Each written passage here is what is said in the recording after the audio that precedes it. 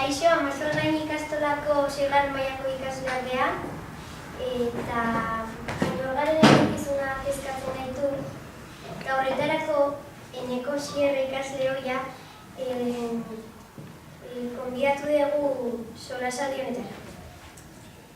Zer da Aiorgan bizi nahi dut mugimendua?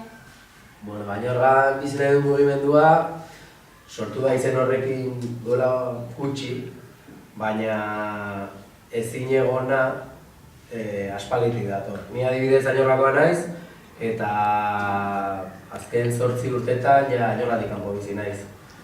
Eta nire zaharragoa diranak ere, ia dena kanpora joan behar dute. Aiorgan ez daukagulako leku bat, merke, edo, bintzat pagatu dezakeguna hemen bizi ahal izateko. Orduan, orain Aiorgan tabiltzan gazteak, 20 eta 25 urteren bueltan tabiltzan horiek, eukizuten ideia bat, zala pixkat azaleratzea edo ikustaraztea, arazo bat geneukala gazteok, Aiorgan ezin dugulako bertan bizi. Eta orduan egin zuten plataforma antzeko bat, deitzen dena etxerik gabe edo esan nahi duena. Eta Aiorgan bizi nahi dut hori konkretuki sortu zen duela 3-4 hilabete, nik kasualidadez Bartzelonan egon justo, junintzala kontzertu bat ikustera, eta kotxeak gentu zela Aiorganuntz, hasi zen sare sozialetan eta etengabe Aiorgan bizi nahi dut, eta egerekin zen pasatzen zen. Orduan, han, badakizute, edo jakingo dezute, Aiorgan jolasetxea parean zegoen etxea bota zutela, eta bota baino lehen, aprobetxatu zuten, pixkat reivindikazio hori auzo mailan zabaltzeko, okupazio simboliko baten bidez. Sartu ziren etxera, ez zuten okupatu nahi, ezan asmoa han bizitzea, baizik eta kanpaina hau edo arazo hau azaleratzea. Eta hori egin zuten bertan, etxe horretan. Horren harira, segituan egon zen mugimendu dexente. Segituan mugitu zen, eta bai izan zela oso polita, nola gauza oso lokal, etxatu alego Aiorgaren txikia dela, txikia da Donostian, are txikiagoa Gipuzkoan, txikiagoa oraindik Euskal Herrian, eta imaginatu mundu mailan, ze txikia eran. Baina momentu batean oso gauza txiki batek nola mugitu ditzaken ondoko gauza guztiak, eta horrek egin zuen, Aiorgan bizi nahi dut horrek, egin zuen momentu egun batean, lortu genuen Zumarragatik jendeak Aiorgan bizi nahi dut jartzea, Tolosatik, herri desberdinatik, Gipuzkoan, lortu zuten ETB etortzea, Donostiara, Donostiko Irutxuroko hitza ere egon zen notizia kubritzen, eta ETB bera ere etorri zen. Eta oso zaila gaur egun, komunikabide handi bat, ETB bezala komunikabide handi bat, horrelako notizia txikietara etortzea, ez? Hori lortu zen, oso kanpaina hona egin zuten, sare sozialetan oso zabaldu zuten, eta lortu zuten, Aiorgatar asko beraien argazkia bidaltzea Aiorgan bizi nahi du hashtagarekin edo zagutzen zuten. Horrekin. Eta nolako Aiorgan beste duzu etorkizunean? Amesten dugun Aiorga, nik, ez dakit nerea esango dut, nire burutik. Nik amesten duten Aiorga, herri bat bezala, niri berritzait herria dan edo ez, izaera politiko hori daukan edo ez, baina nik amesten duten Aiorga herri batek izaera daukana.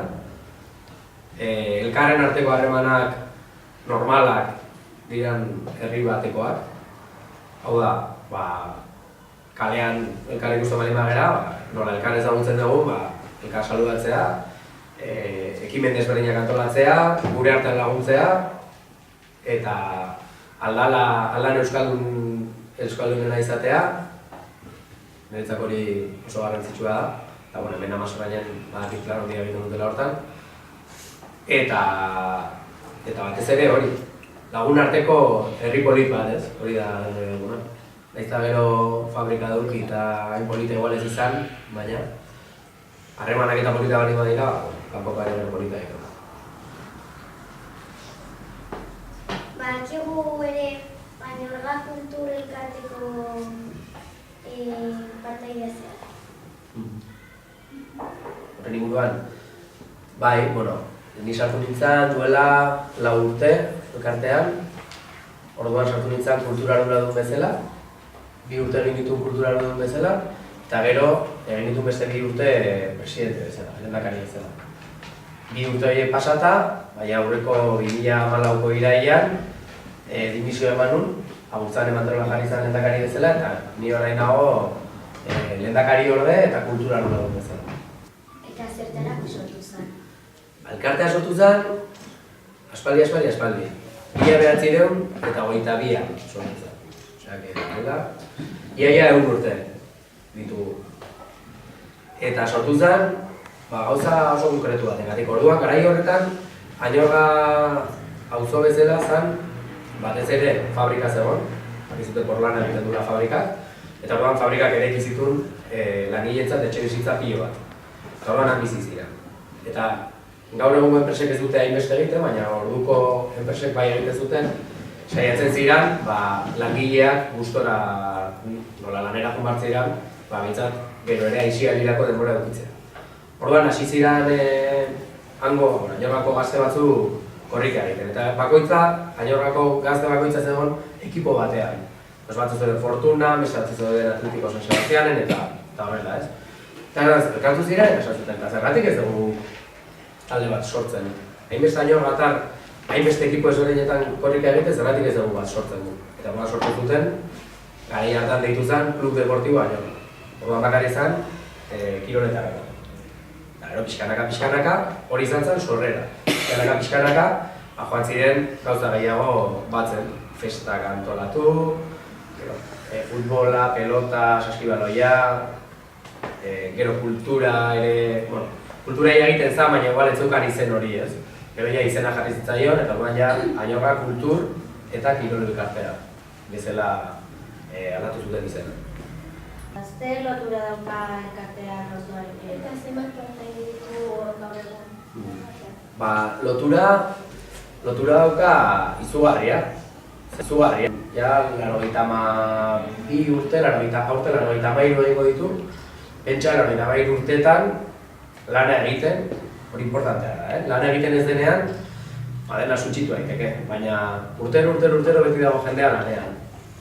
Orduan, lortu da, auzoko jendeak eduki ahal izatea, kirola egiteko edo kulturaz gozatzeko referentzia bat izatea. Orduan, elkarteak eta auzoak daukaten harremana pixkat hori da, ez? Eta gero ere, elkarteak bere funtzionamentuan eta badakizute gauzak sortzen direnean egin behar direla gauza legalak, ez? Eta gauza legal horietan, konstituzio bat, antzeko bat. Konstituzio horretan, Añorga kulturetak elkarteak esaten du bere eremua, bere lan eremua dela auzo guztia, hau da. Añorga Txiki, Errekalde, Pedro Jose, Carmengo Ama, Baserriak. Orduan, Añorga kakaek egin behar da, horien guztientzat lana. Zeintzu dira helburuak? Eta erronkak etorkizunean? Helburuak dira, lehen pixkat esan ditutenak nire iritziz, eta elkartearenak ere direnak, ez? Elkartearen helburu nagusia, behintzat kirolari eta kultura dabiltzaretza da, batez ere hezkuntza, porque askotan ikusten dugu telebistan adibidez gol partido bat, eta ikusten dugu nola batek txikitzen dionan kabeste bati eta gaita egiten dion, ez? Eta hori guretzat ez da ondo, orduan saiatzen gera, behintzat gazteratik ikasten diran gaztetxoak ezitzen ondo, kirolean, edo dantzan, edo kulturan ondo ezitzen. Beti euskararen baloreekin, saiatzen gera, euskaraz ikasi behar dutela. Eta horretan ari gera ez dugu dira ondo egiten, ez dela perfektoak. Oraingoz, kostatzen zaigu kiroletan euskaraz ematea dena, baina ari gera kursioak egiten eta pixka bat sartzeko euskara sartu behar dalako, sartu nahi dugulako maila guztietan. Eta gero, auzoa eraikitzen. Azkenean, gure duguna da, Añorga kultura eta gero elkartea izatea auzoa eraikitzen duena. Hau da, jubilatuak eta gazteak harremanetan jartzen dituena. Festak, giro baketsuan ospatzen direla bermatzen duena, eta hori dira pixka bat gure balioak edo baloreak nahi ditugunak ekartea. Eta etorkizunera ikusten dugu, nik uste dut oso ondo ikusten dugula. Jende gazte pioa baino gero eta lan gehiago egiten dutenak. Oso ondo, hau, dira galerak? Eskerrik asko tortzeagatik eta espero dugu zula esan dio guztatik zen. Pioa, oso gustora naiz. Galdera gutxi bizia dute.